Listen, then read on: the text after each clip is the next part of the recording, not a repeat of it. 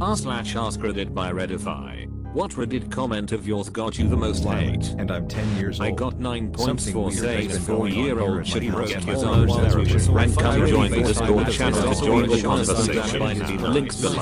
I omit a well-qualified female was promoted to be a line supervisor at a manufacturing logistics years ago. I know that one of the male was a rather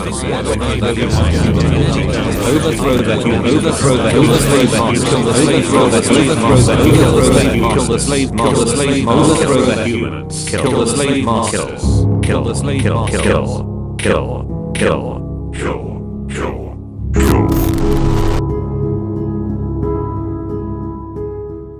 Reddit TTS channels are a relatively new wave in the YouTube ecosystem, garnering collective hundreds of millions of views and making millions and millions of dollars. It's become an industry, and like an industry, there have been some shady dealings. What if I told you that the top 10 Reddit TTS YouTube channels were run by the same 3 or 4 people? But let's start at the beginning. What are these channels? A Reddit TTS YouTube channel is a channel where posts are taken from Reddit and, usually r/askreddit, and read aloud by text-to-speech program.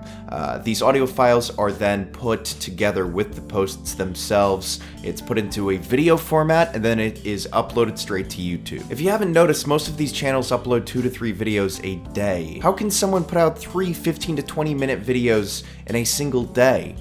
Well, they don't, but a bot does. According to a source who owns his own TTS Reddit YouTube channel, somebody who's spoken with the likes of Storytime with Reddit, they all automate the process. My source has 2 channels over which he uploads 6 videos a day, and he's told me that the process of creating and uploading 6 videos only takes him about 40 minutes. And if you're wondering about the thumbnails, those are actually done manually, but if you just take a look at the channel, they're all the same thumbnails. All that they do is they pop into Photoshop, they change out the text, put a new picture in, and bam, you've got a new thumbnail in less than 2 minutes. Okay, these guys upload low-effort content over multiple channels, but they can't be making that much money, right?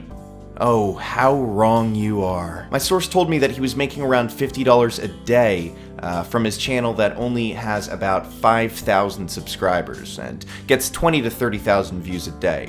He also told me that Storytime, a channel with 158,000 subscribers, and the one that dominates this genre, if you look up Reddit, all you'll see for the most part is Storytime with Reddit, it generates, for this guy, about $20,000 a month.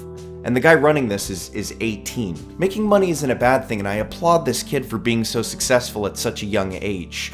Where things do get a bit dark, though, is where the multi-channel networks come into play. Back in the day, for those who don't know, you couldn't make money on YouTube. It just wasn't a thing. Then networks came into the picture, the most well-known being Machinima. These networks would be permitted to place advertisements on partnered creators' videos in exchange for a share of earnings, thus turning YouTube into a profession. Well, as it turns out, revealed a couple of years later, these channels engaged in highly predatory behavior and screwed over many a creator and slowly lost their credibility within the community. And nowadays, we're fortunate enough as creators to not have to sign a large chunk of our earnings away to one of these very, very weird organizations. Strange thing is, though, networks are still around, and it seems like they get preferential treatment from YouTube. Let's tie this back in with the TTS Reddit channels by going back and talking about my source for a second. As his channel started to see success,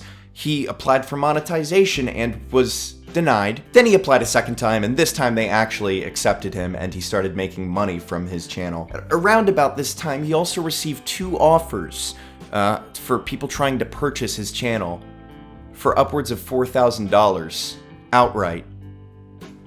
Yeah. When going back and forth with one of these people who had made the offer, something kind of suspicious was said. Well, you won't make a penny if you get demonetized before joining a network. GMG aren't accepting new channels at the moment anyway. My source asked me if there was any truth to this, and I told him that it was a flat-out lie and got a juicy justice boner going.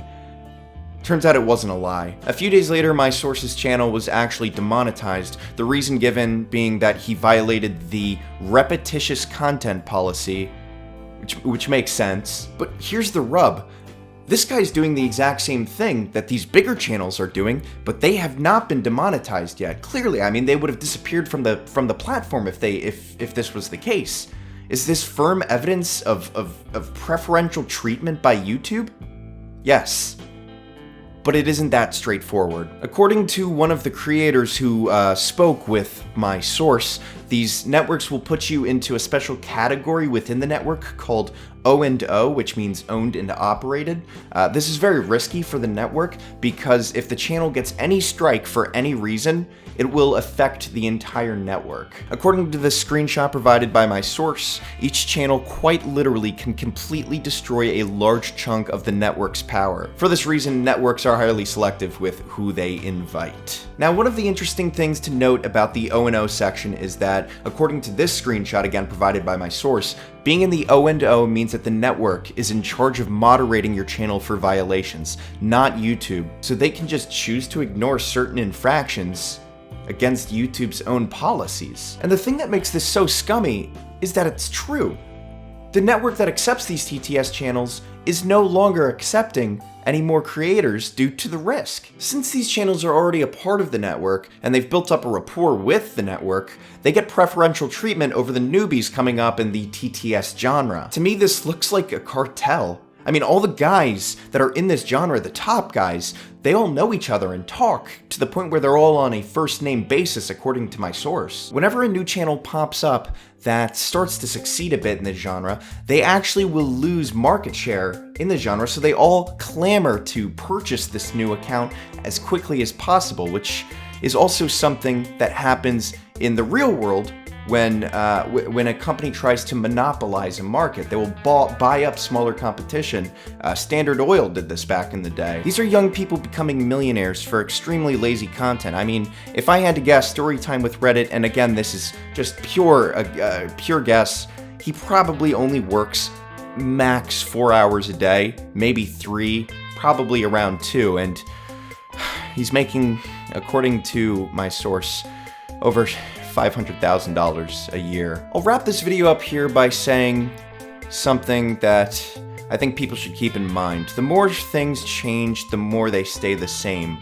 Networks aren't dead, and in fact, they're literally getting special treatment by YouTube, and YouTube isn't treating creators like me as well as the creators that are in these networks are getting treated. And I would personally say, this is not me getting on my soapbox, but I think that we should try and hold YouTube's feet to the coals over this, personally. Anyway, if you guys enjoyed this video, just make sure you subscribe and follow me on Twitter at YSGleaked. It's in the description. Follow me on Instagram and all those places as well. Everything's in the description, Discord, and all that. I'll see you guys next week.